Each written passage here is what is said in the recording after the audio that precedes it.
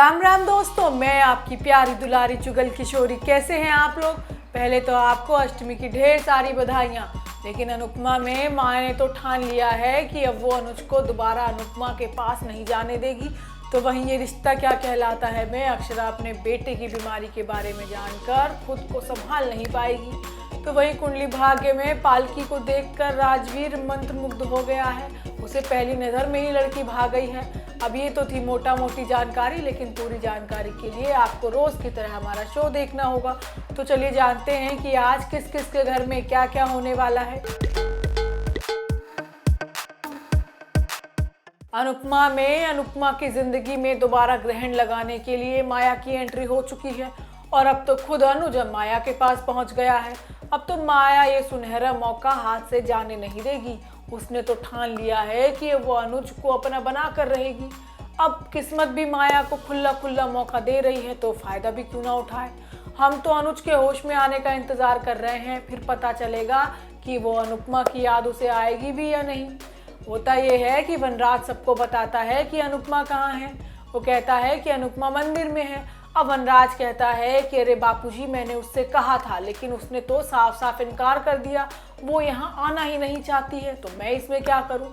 अब यह सब सुनते ही देविका भड़क जाती है और कहती है कि वो नहीं आई तो तुम उसे चुपचाप अकेला छोड़कर चले आए। अब वनराज जवाब देते हुए कहता है कि नहीं तो क्या मैं उसे गोद में उठाकर लेकर आता। वनराज बापूजी को बताता है कि अनुपमा बिल्कुल ठीक है और वो खुद को संभाल लेगी। उधर अनुज को होश नहीं है कि वो कहाँ भटक रहा है, वो कहाँ जा रहा है। अब किस्मत भी उसे माया की कार के सामने लाकर पटक देगी। अब अनुज को ऐसी हालत में देखकर माया का भी कलेजा हिल जाता है। अरे भाई, प्यार तो वो भी करती है आज भी। उधर अनुपमा को भी एहसास होता है कि अनुज के साथ कुछ बुरा हुआ है। वो डर के मारे उठ जाती है। उधर माया अनुज को संभालते हुए अपने घर ले जाती है और मन ही मन सोचती है कि अनुज मेरे पास वापस आ गया है, तो अब मैं इसे जाने नहीं दूंगी। तो वहीं दूसरी तरफ अनुपमा की हालत देखकर उसकी माँ परेशान है। अनुपमा सिर्फ और सिर्फ अनुज के नाम की रट लगाए बैठी है। वो रोते हुए कहती है कि तुम्हारी गलती नहीं है, गलती तो मेरी है कि मैंने तुम्हें स्वार्थी नहीं बनाया, हमेशा दूसरों के बारे में सोचना सिखाया और अपने हक की लड़ाई कभी लड़नी ही नहीं सीखी।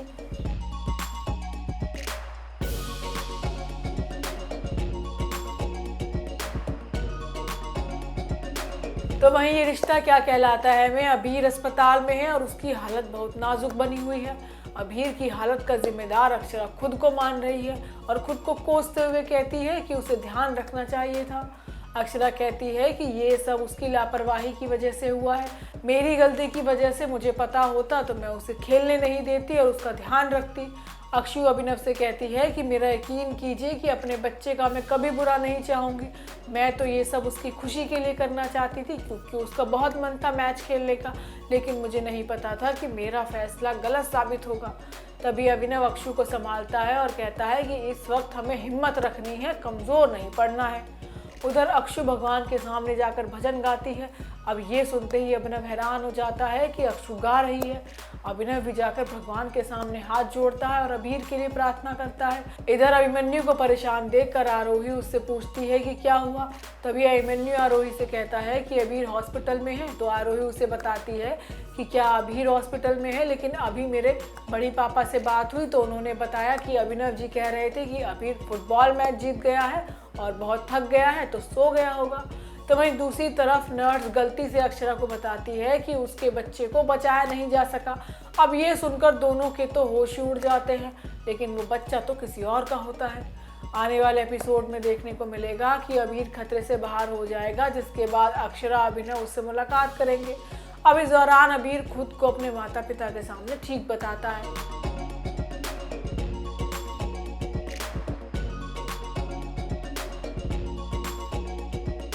वहीं कुंडली भाग्य में प्रीता बेहोश है अभी तक और पालकी प्रीता के घावों को साफ करती है और राजवीर उसे घूर रहा होता है। अपना काम खत्म करने के बाद भी डॉक्टर पालकी देखती है कि राजवीर तो अभी भी प्रीता के पास बैठा है। वो प्रीता के माथे पर हाथ फिरा रहा है क्योंकि वो बेहोश है। अब पालकी राजवीर से कहती है कि तुमने किस कॉलेज से पढ़ाई की है जिसने उसे अपने मरीजों को पहले रखना नहीं सिखाया। पालकी उसे बाकी मरीजों की मदद करने के लिए कहती है। वो कहती है कि प्रीता बिल्कुल ठीक है और कभी भी होश में आ सकती है, इसलिए चिंता करने की बात नहीं है। अब राजवीर भी पालकी की मदद करता है और दूसरे मरीजों की मदद करता है। तो वहीं दूसरी तरफ करण राखी के घर आने का इंतजार कर रही है, क्योंकि वो उससे शौर्य के बारे में बात करना चाहती है। थोड़ी देर बाद करण की गाड़ी रुकती है और वो थका हुआ और उदास दिखता है। राखी उसके पास जाने ही वाली होती है, लेकिन निधि उससे पहले वहां पर पानी का गिलास लेकर पहुंच जाती है। अब राखी निधि को देखकर रुक जाती है और उसके जाने का इंतजार करती है। अब देखना होगा कि दोनों के बीच में क्या बातचीत होती है।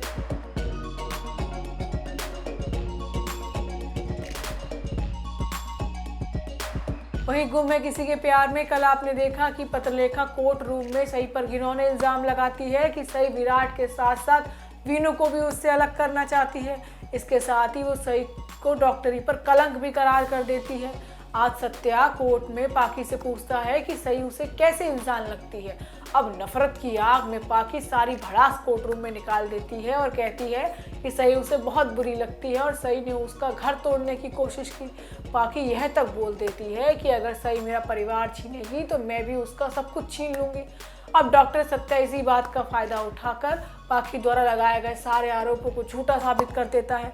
अब सत्या के प्रयासों से सई और पुलकित निर्दोष साबित हो जाते हैं, जबकि पाकी को मुंह की खानी पड़ती है। जिसके बाद काकू विराट से पूछ बैठती है कि क्या वो सई से प्यार करता है। पहले तो विराट जवाब देने से कतराता है, लेकिन काकू उसे अपनी कसम दे देती है। इस पर विराट अपने दिल की बात काकू के सामने कह देता है। वो जाहिर करता है कि सई के उसके आसपास होने से उसे सुकून मिलता है।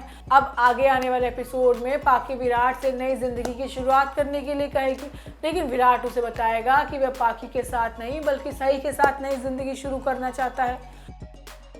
तो दोस्तों, ये तो थी आज के सीरियल की अपडेट। आपको हमारा शो कैसा लगा हमें लाइक कमेंट के जरूर बताएं, और अगर आपने हमारे चैनल को सब्सक्राइब नहीं किया है तो वो भी कर लें। आपसे फिर मुलाकात होगी किसी नई वीडियो के साथ। राम राम।